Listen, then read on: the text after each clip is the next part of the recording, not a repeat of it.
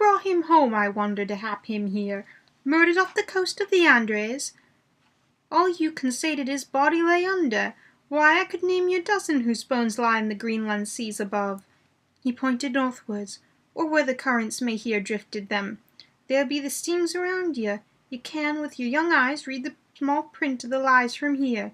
This Braithwaite Lowry, I knew his father, lost in the Lively off Greenland in '20.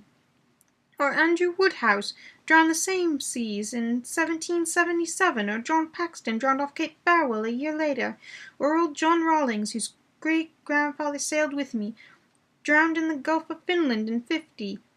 Do you think that all these men will have to make a rush to Whitby with the trumpet sounds? I have me an anthems aboot it. I tell you, when they got here they'd be jomlin' and jostling one another the way that it 'ud be like a fight up on the ice in the old days, and we'd be at one another from daylight to dark, and trying to tie up our cuts by the light of the aurora borealis." This was evidently local pleasantry, for the old man cackled over it, and his croonies joined in with gusto. "But," I said, "surely you're not quite correct, for you start on the assumption that all the poor people, or their spirits, will have to take their tombstones with them on the Day of Judgment. Do you think that will really be necessary?" "Well, what else be they tombstones for? Answer me that, miss." "To please their relatives, I suppose." "To please their relatives, you suppose?" This he said with intense scorn. "How will it pleasure their relatives to know that lies has wrote over them, and that everybody in the place knows that they be lies?"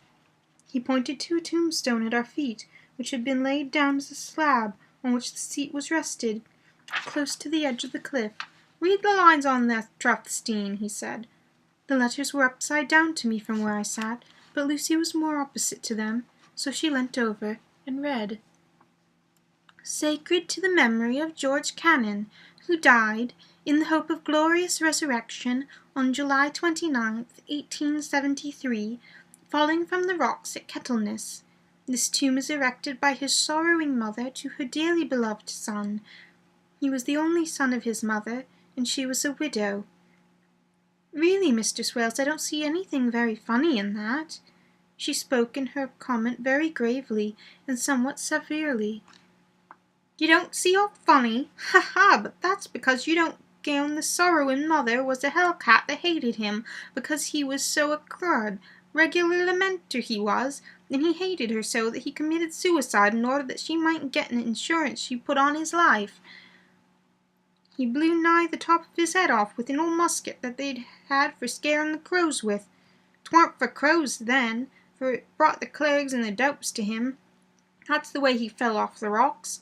And as to hopes of a glorious resurrection, I've oft heard him say mysel that he'd hope to go to hell, for his mother was so pious that she'd be sure to go to heaven, and he didn't want to addle where she was. Now isn't that seen at any rate?" He hammered in with his stick as he spoke. "A pack of lies! I won't make Gabriel Keckle when Gordy comes panting up the greens with the tombstone balanced on his hump, and asks to be looked at as evidence." I did not know what to say, but Lucy turned the conversation as she said, rising up, "Oh, why did you tell us of this? It is my favourite seat, and I cannot leave it, and now I find I must go on sitting over the grave of a suicide." "That won't harm you, me pretty, and it make poor Geordie gladsome to have some trim lass sitting on his lap. That won't hurt you. Why, I've sat here off and on for nigh 20 years past, and it han't done me no harm. Don't you fash about them as lies under you, or that doesn't lie there either. It'll be time for you to be getting scart when you see the tombstones all run away with, and the place as bare as a stubble field. There's the clock, and I must gang. My service to you, ladies." And off he hobbled. Lucy and I sat a while. It was all so beautiful before us that we took our hands as we sat, and she told me all over again about Arthur and their coming marriage. That made me just a little heartsick, for I haven't heard from Jonathan for a whole month. The same day. I came up here alone, for I am very sad. There was no letter from me. I hope there cannot be anything the matter with Jonathan. The clock has just struck 9. I see the lights scattered all over the town, sometimes in rows where the streets are, and sometimes singly. They run right up the Esk and die away in the curve of the valley. To my left, the view is cut off by a black line of roof at the old house next the abbey. The sheep and lambs are bleating in the fields away behind me, and there is a clatter of donkeys' hoofs up the paved road below. The band on the pier is playing a harsh waltz in good time, and farther along the quay there is a Salvation Army meeting in Back Street. Neither of the bands hears the other, but here I hear and see them both. I wonder where Jonathan is, and if he is thinking of me. I wish he were here. Dr. Seward's Diary, 5th of June. The case of Renfield grows more interesting the more I get to understand the man. He has certain qualities very largely developed: selfishness, secrecy, and purpose. I wish I could get at what is the object of the latter. He seems to have some settled scheme of his own, but what it is I do not yet know. His redeeming quality is a love of animals, though, indeed, he has such curious turns in it that I sometimes imagine he is only abnormally cruel. His pets are of odd sorts. Just now his hobby is catching flies. He has at present such a quantity that I have had myself to expostulate. To my astonishment, he did not break out into a fury, as I expected, but took the matter in simple seriousness. He thought for a moment, and then said, "May I have 3 days? I shall clear them away." "Of course," I said, "that would do. I must watch him." 18th of June. He has turned his mind now to spiders, and he has got several very big fellows in a box. He keeps feeding them with his flies, and the number of the latter is becoming sensibly diminished, although he has used half his food in attracting more flies from outside to his room. 1st of July. His spiders are now becoming as great a nuisance as his flies, and today I told him that he must get rid of them. He looked very sad at this, so I said that he must clear out some of them, at all events. He cheerfully acquiesced in this, and I gave him the same time as before for reduction. He disgusted me much while with him, for when a horrid blowfly, bloated with some carrion food, buzzed into the room, he caught it, held it exultingly for a few moments between his finger and thumb, and, before I knew what he was going to do, put it in his mouth and ate it. I scolded him for it, but he argued quietly that it was very good and very wholesome, that it was life, strong life, and gave life to him.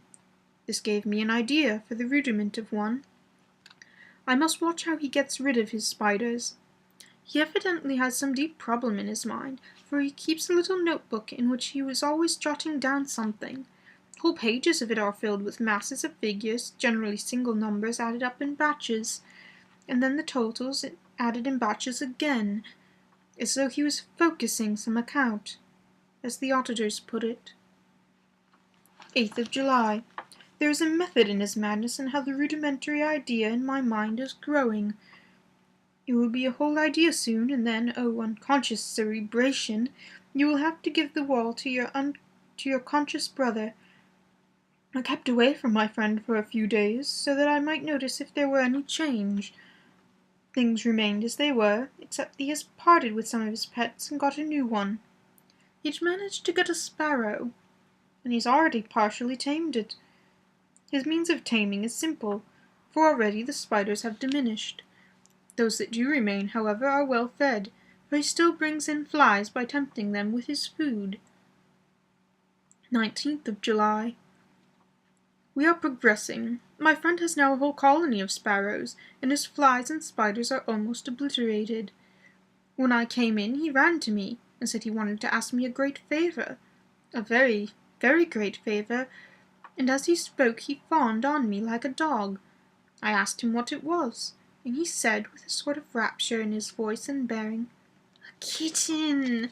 A nice little sleek, playful kitten that I can play with, and teach, and feed, and feed, and feed."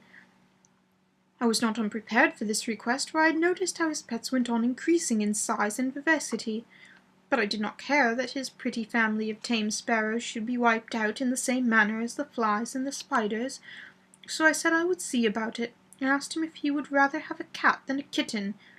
His eagerness betrayed him, and he answered, "Oh, yes, I would like a cat. I only asked for a kitten lest you should refuse me a cat." "No one would refuse me a kitten, would they?"